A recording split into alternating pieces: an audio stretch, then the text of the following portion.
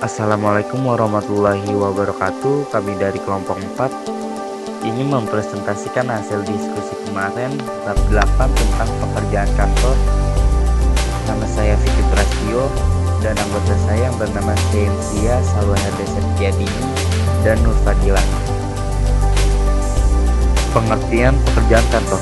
Istilah kantor berasal dari bahasa Belanda, yaitu kantor, yang berarti tempat bekerja, tempat kedudukan pimpinan, jabatan instansi, dan sebagainya.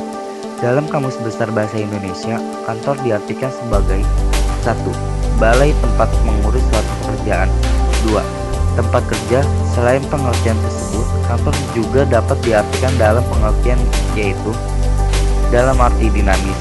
Kantor merupakan tempat proses penyelenggaraan kegiatan pengumpulan, penyimpanan, dan pengolahan pendistribusian data atau informasi. Dalam arti statis, kantor merupakan wujud dari gedung, rumah, atau yang digunakan untuk melakukan pekerjaan. Secara umum, pekerjaan kantor dapat diartikan sebagai kegiatan mengatur dan mencatat kejadian-kejadian yang dijalankan sehingga menjadi keterangan yang berguna. Pekerjaan kantor juga berarti suatu pekerjaan penunjang tugas utama pokok yang berkaitan dengan pekerjaan di bidang tulis-menulis, catat-mencatat, yang berhubungan dengan pekerjaan keras maupun pelayanan. Pekerjaan kantor berkaitan dengan kegiatan tata usaha yang dilakukan di setiap organisasi atau perusahaan mulai dari puncak pimpinan tertinggi sampai tingkat terendah. Pekerjaan kantor dilaksanakan dengan menggunakan alat baik berupa mesin maupun manual. Hal tersebut bertujuan 1. Mendapatkan mutu pekerjaan yang berkualitas. 2. Memudahkan pengawasan. 3. Menghemat biaya, tenaga, dan waktu. Pengertian pekerjaan kantor menurut para ahli. 1. Georgi Arteri berpendapat bahwa pekerjaan kantor meliputi penyampaian keterangan secara lisan dan pembuatan warkat-warkat tertulis dan laporan-laporan sebagai cara untuk meningkatkan banyak hal dengan cepat guna menyediakan suatu landasan fakta bagi tindakan pengawasan pimpinan. 2. William Henry Levingwell dan Edwin Robinson berpendapat bahwa pekerjaan kantor adalah pekerjaan yang terkait dengan warkat-warkat badan usaha yang dapat digunakan untuk keterangan-keterangan di masa yang akan datang.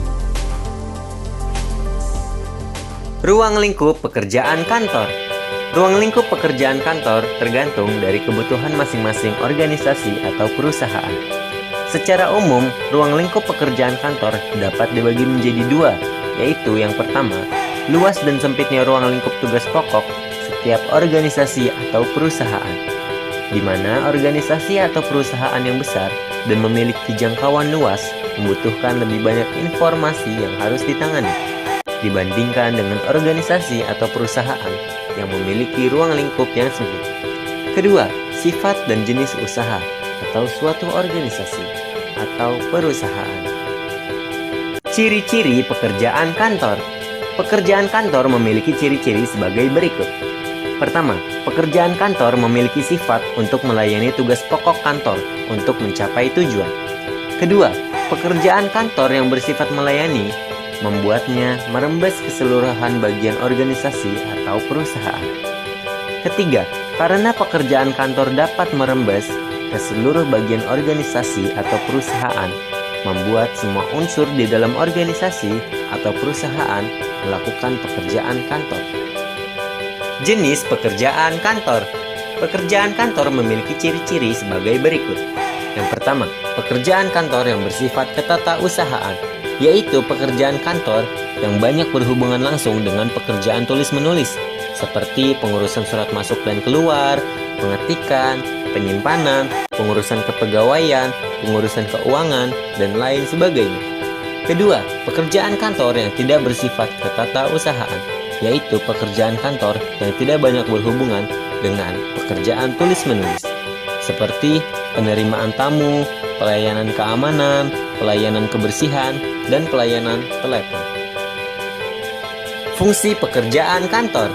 Pertama, melayani pelaksanaan pekerjaan operasional yang dapat memantau pelaksanaan pekerjaan pokok untuk mencapai tujuan organisasi atau perusahaan.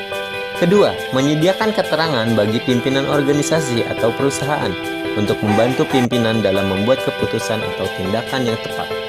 Ketiga, membantu untuk melancarkan kehidupan atau perkembangan perusahaan sebagai satu kesatuan. Hasil-hasil pekerjaan kantor. Yang pertama, ada surat. Surat adalah satu media tertulis yang berisi informasi. Kedua, ada laporan. Laporan adalah sebuah bentuk penyampaian informasi berupa data. Ketiga, ada formulir. Formulir adalah sebuah lembaran kertas atau kartu dengan ukuran tertentu.